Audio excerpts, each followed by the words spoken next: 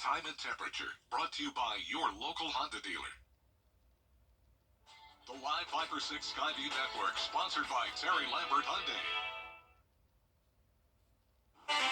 We've got ourselves another wonderful spring day today. The temperatures in the mid to upper 70s. Tomorrow may be springtime thunderstorms with a chance of some severe weather across parts of the CSRA. A full look at your Viper 6 forecast for the weekend is coming up. Right now on News Channel 6 at 4, a major announcement from the Salvation Army. What this means for the city of Augusta. Plus, one tent at a time. We'll introduce you to the CSRA's Jefferson Award winner. And cleanup continuing in Bamberg after that recent tornado. News Channel 6 at 4 starts now. Live from Television Park, this is WJBF News Channel 6 at 4. Good afternoon, everybody. I'm Grant Means. And I'm Jenny Montgomery. Thanks so much for joining us. We'll get to our top stories in a moment, but first we want to check in on the forecast. Chief Meteorologist Tim Miller joins us now. Hey guys, we're going to talk about these wonderful spring-like conditions. Again, another day in the mid to upper 70s with some sunshine. It felt absolutely fabulous. Live Viper 6, though, right now is all quiet. There's no shower activity, although some of the sky may look like it may pour in a minute. Right now, it is relatively quiet. I think we're going to keep it that way. Take a look at temperatures. 77 at Bushfield, Waynesboro at 77. 78 in Bamberg, Wrightsville at about 76. Again, this is more April-esque, not the end of January, but we'll take that. Temperatures haven't changed much, right? Simply because we've had the same temperatures yesterday. So we're pretty much on target as far as our forecast has been, for sure. Winds have switched to the southwest, about 5 to 10 miles per hour. That's a great indication we have a cold front coming as the winds switch to sort of match the cold front. So that's going to be the case coming our way throughout tonight into tomorrow. Clouds, yes, we have plenty of them. There is the cold front out towards the west. That's not really the front I'm talking about. It's one that's really behind that's going to get developed. That'll move through on Saturday, and that'll give us some changes for sure. But notice it's relatively quiet for the most part over the state right at the moment. Two-state view shows the same thing, and even out further towards the west, it's all quiet. Look at the temperatures, though. 68 in Atlanta, 77 here. We're at 77 in Tampa, so we're, sort of mirroring Florida the last few days. Futurecast starts at 7 o'clock tonight. That's when we start to may get some showers, even some thunderstorms out towards the west. And by late tonight into the wee hours of the morning, that's when I think we'll start to see some rain. And that will intensify as we get into tomorrow. So tonight, if you're traveling about, scattered showers early, maybe an isolated thunderstorm. Notice these temperatures into the mid-60s. Tomorrow, we'll throw into the 70s with a much better chance of some showers and storms. We'll talk more about that forecast in detail, all coming up in just a few minutes. Jenny, Brad. All right, thank you, Tim. A 10-year-old with a big heart is working to help as many people as he possibly can. His name is Taji Johnson, and he's this year's Jefferson Award winner. Taji buys tents to hand out to people who are homeless. He was last year's Giving Your Best winner in February. You may remember that story. Sometimes we'll give out food to them, and we give out socks, covers.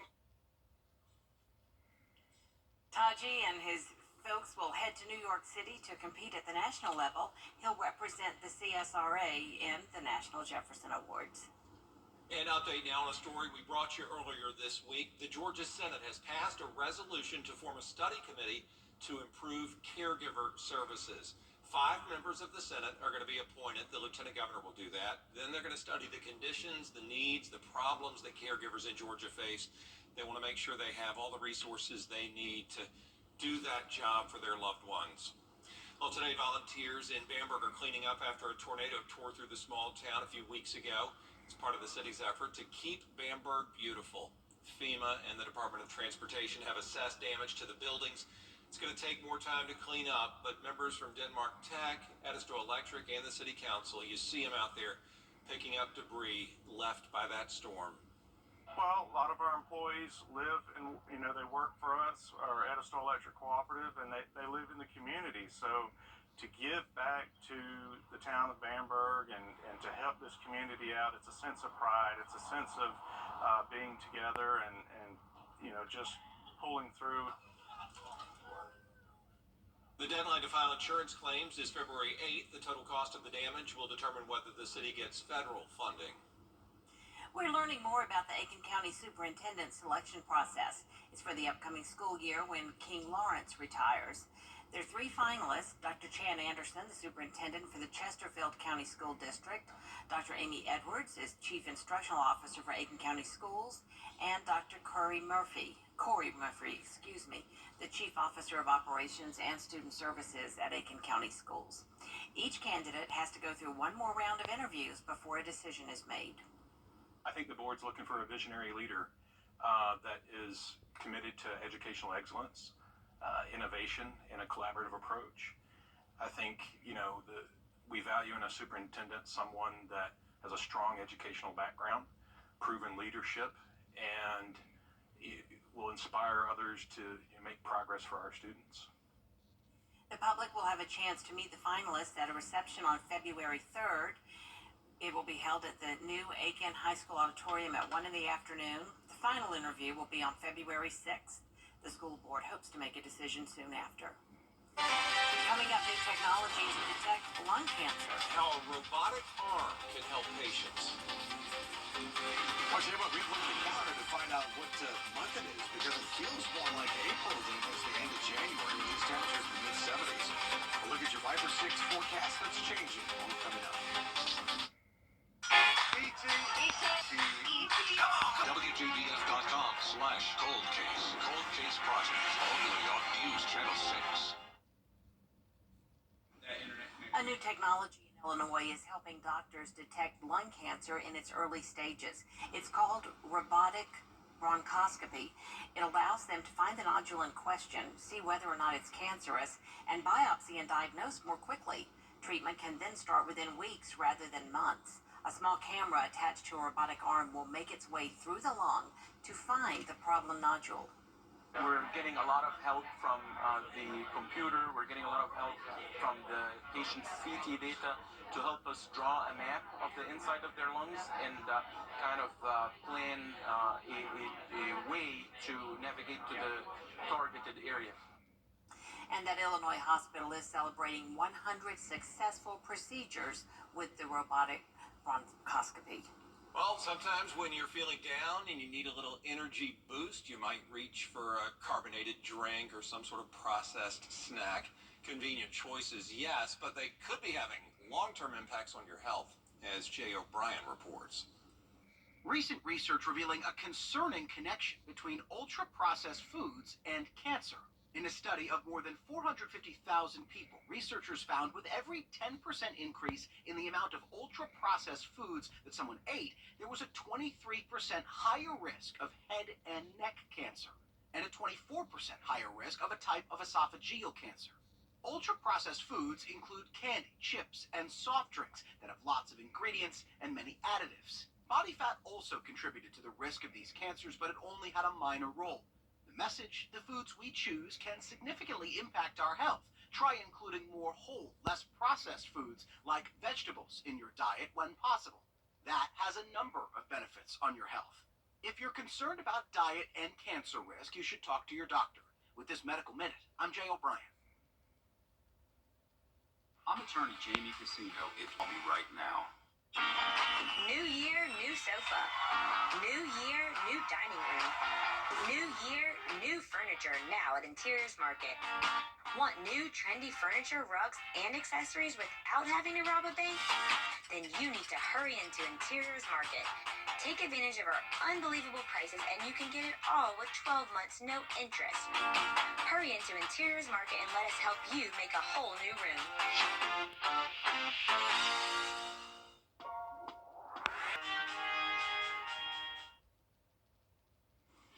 Now, your most accurate forecast with WJBF Live Viper 6. Mid-70s is where we're at the moment. Notice the humidity in Dew Point fairly high, at a south-southwest wind at 9. It feels more like April than it does the end of January, that's for sure. And it's going to be that way for one more day tomorrow. Warm and muggy tonight, same thing for tomorrow. Scattered showers, isolated thunderstorm overnight, a few storms for tomorrow, and then clearing and breezy for Sunday, and we're pretty much done with the 70s for a while. The satellite view shows a cluster of showers and storms near New Orleans. We'll have to watch that, and that sort of moves up towards the northeast, and that's what we'll be tracking through the nighttime hours. And then behind me here, this is where our next storm system will get developed, and that will be the one that'll be the game changers coming up for the weekend. I'll zoom in a little bit closer. Plenty of clouds, yes, but not a lot of rain here with this. Tuesday view pretty much shows the same thing as well. There's the front sort of poised over Atlanta to the north into the upstate of South Carolina, but that's really about it. Futurecast at 11 o'clock tonight shows those clusters of showers that are pretty much to the south. By 11 o'clock, they're near Macon and just to the western part of our viewing area. They will continue to move off towards the north. Look at this mess out here, right? That looks promising, but watch what happens as we go through time on Saturday morning.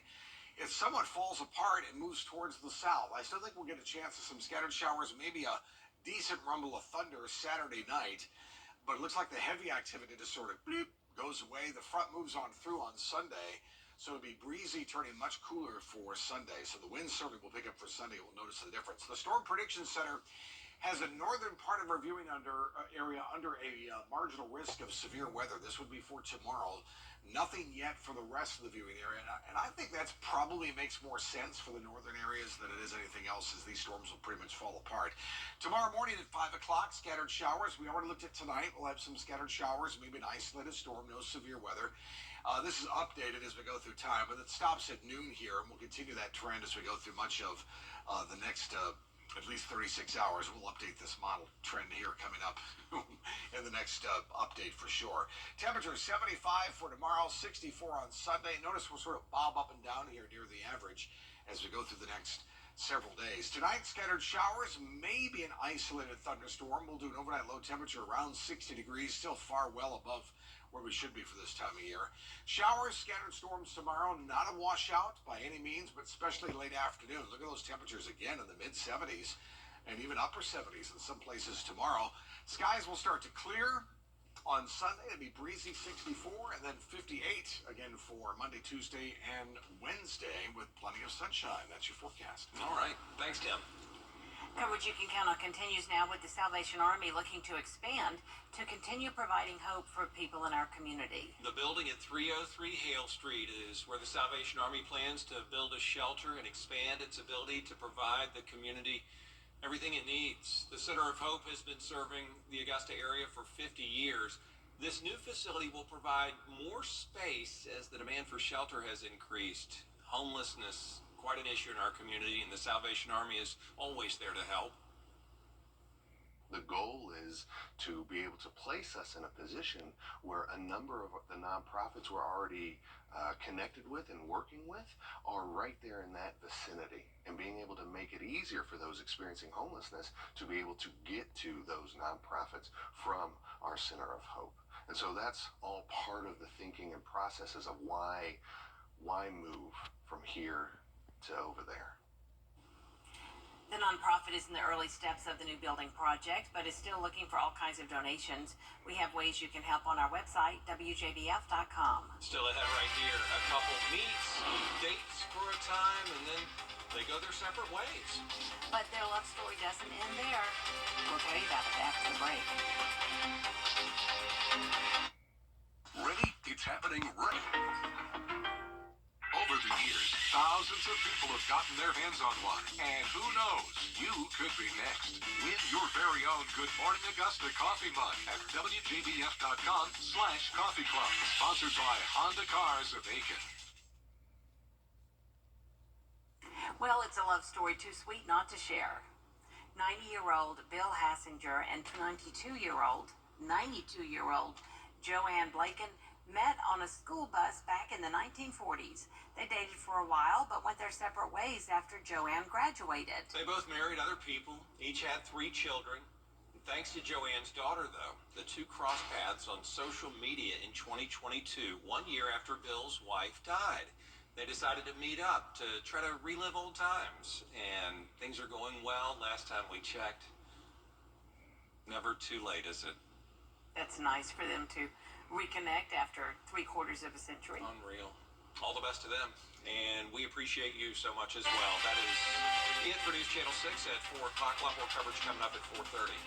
Including how to keep up your student loan payments and debt.